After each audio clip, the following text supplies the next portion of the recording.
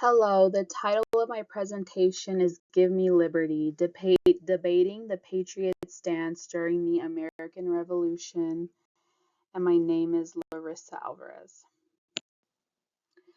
So an overview of this patriot stance in this independence debate is that the American Revolution was part of a global conflict, ultimately a power struggle between nations. By 1776, colonist sentiments are shifting from wanting to reform relations with Mother Britain to wanting independence.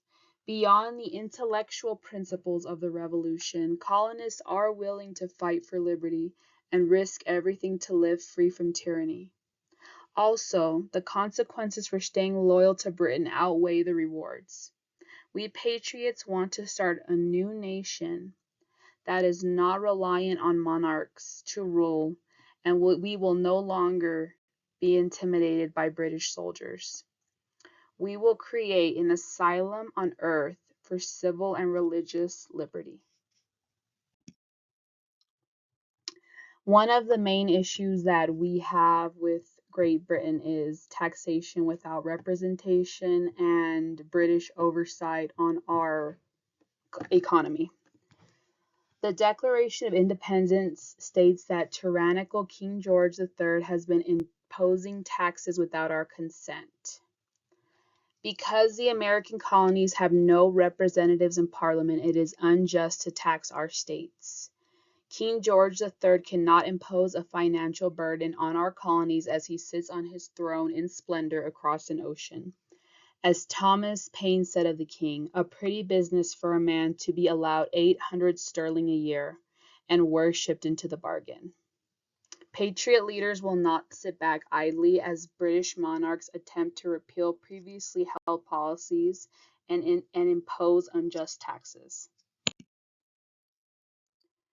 The British are also committing acts of tyranny. Britain is committing acts of tyranny on American colonists such as the Sugar, Stamp, Townshend, and Intolerable Acts. Britain is straining colonists by taxing luxury items with the Sugar Act. Similarly, the Stamp Act, which taxes our use of paper, is a clear sign that Britain will not stop its attempts to subjugate Americans. In response to our protests, Britain is aiming to put their feet on our necks by enacting the so-called coercive acts, closing our ports, robbing us of justice against royal officials, and revoking our charter until we meet their terms.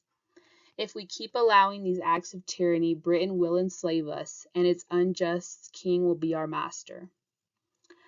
The Declaration of Independence proclaims that King George III has abolished our most valuable laws, and declaring themselves invested with power to legislate for us in all cases whatsoever. Our patriotic Declaration of Independence denotes that all men are created equal, that they are endowed by their Creator with certain unalienable rights. If we allow the British to continue to infringe on our rights and civil liberties, we are no longer battling for control, but for the very soul of our beloved colonies. The revolutionist Thomas Paine encourages patriots that in America, law is king, and it is infinitely wiser and safer to form a constitution of our own in a cool, deliberate manner. My fellow colonists, we must not accept British enslavement as right and natural, but fight for freedom so that we no longer live in the darkness of oppression. Patriots hold that despotism is in direct conflict with natural rights and liberty. If we stay under the tyranny of the British, we will never be free and always be limited in our prosperity. To escape an imprisoned future for our colonies, we must realize that mankind are more disposed to suffer while evils are sufferable. Therefore, let us not suffer the evils of British rule any longer and live in independence forever.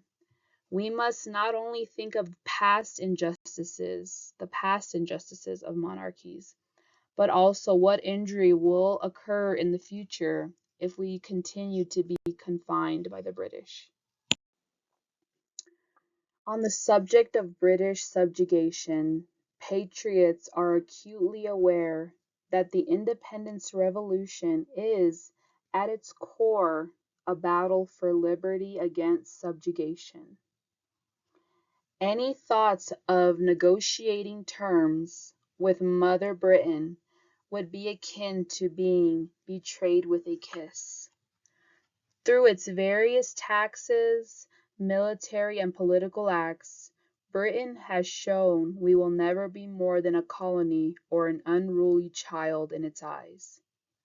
As patriot Samuel Adams has said, who among you that is a father would claim authority to make your child a slave because you had nourished him from his infancy? So long as we accept being British subordinates, we always will be. Another point in the patriot argument for independence from Britain is British cruelty. As patriots, we will not forget the crimes British soldiers and their highest superiors have committed against us. Let us not forget attacks such as the Boston Massacre, where 11 men were wounded and 4 men lost their lives in the streets. Even on our soil, we are not safe from British cruelty and the ultimate punishment. Let us remember what has been lost as we broker our freedom with the highest cost, the lives of good patriots. Heed the words of patriot Samuel Adams as he implores us to contemplate the mangled bodies of our countrymen. What should be the reward of such sacrifices?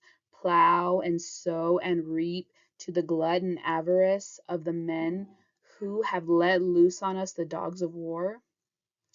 I beg my fellow Americans to honor the sacrifice of fallen patriots by continuing to resist British cruelty. As Americans, we must realize the fundamental and irreconcilable differences between the United States of America and Britain.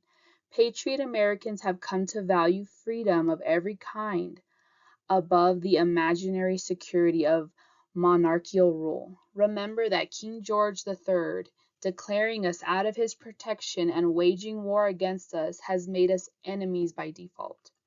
How can we at this point reconcile? We cannot. As Patriot Patrick Henry has stated, these are the implements of war and subjugation, the last arguments to which kings resort. In other words, we are at the last stage of relations with Britain. Either we fight and win, or lose and die.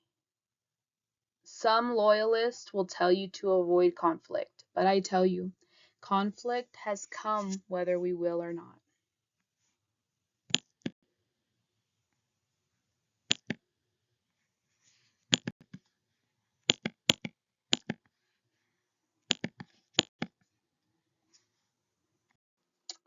Lastly, it is with us or against us. Either you are with us or against us. As both patriots, loyalists, and those in between have observed, it can be dangerous not to side with independence. Patriots have no qualms about destroying or confiscating property of loyalists. Given the stakes, liberty, patriots feel that they must sternly rebuke loyalists who support British tyranny. Loyalists claim that patriots exhibit unbridled fury. What else can they expect as we fight for everything we hold dear? I implore loyalists to recognize that patriots will not stop until we have gained our liberty and independence. I challenge every loyalist to explain why they believe continuing to be governed by unfit rulers outweighs the limitless potentials of liberty. Thank you very much for listening to my debate. I look forward to responding to your challenges in your presentations. Thanks again. Bye-bye.